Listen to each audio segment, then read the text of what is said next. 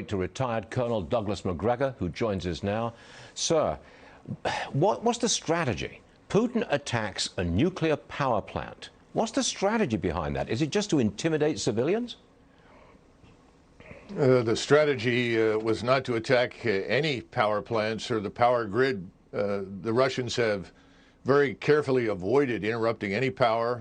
No damage to communications, no damage to any of the things that are essential, like the water supply. What you're seeing is that the Russians have now driven what is left of the Ukrainian forces, who are taking refuge in population centers, cities, because they have no mobility, no air defense, no air cover, no logistical infrastructure.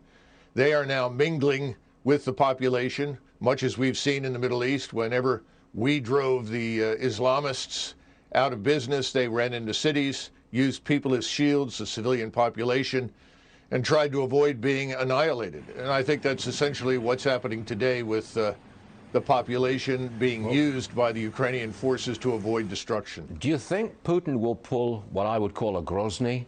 Grozny was the capital of this breakaway republic.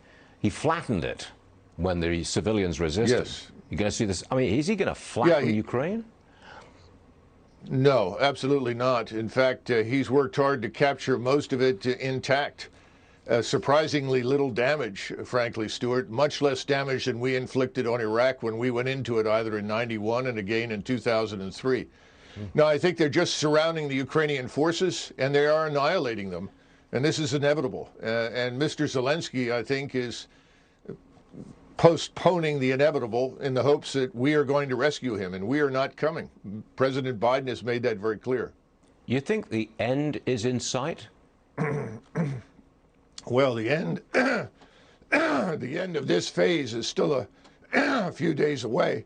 But the first 5 days, Russian forces, I think, frankly, were too gentle. They've now corrected that. So I would say another 10 days, this should be completely over. But the question is, what is it that Zelensky is going to do? The Russians have made it very clear what they want is a neutral Ukraine. This could have ended days ago if he accepted that. And then they can adjust the borders. But the eastern part of Ukraine is firmly in Russian hands. But again, the Russians are not seizing territory. They're destroying Ukrainian forces. That's their focus. Colonel, it sounds like you don't approve of Zelensky's stand. Oh, I think Zelensky is a puppet, and he is putting huge numbers of his own population at unnecessary risk.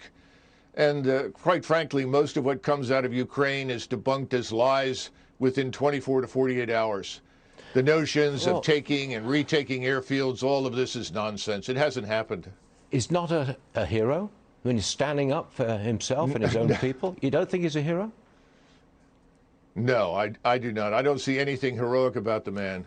And I think the most heroic thing that he can do right now is to come to terms with reality.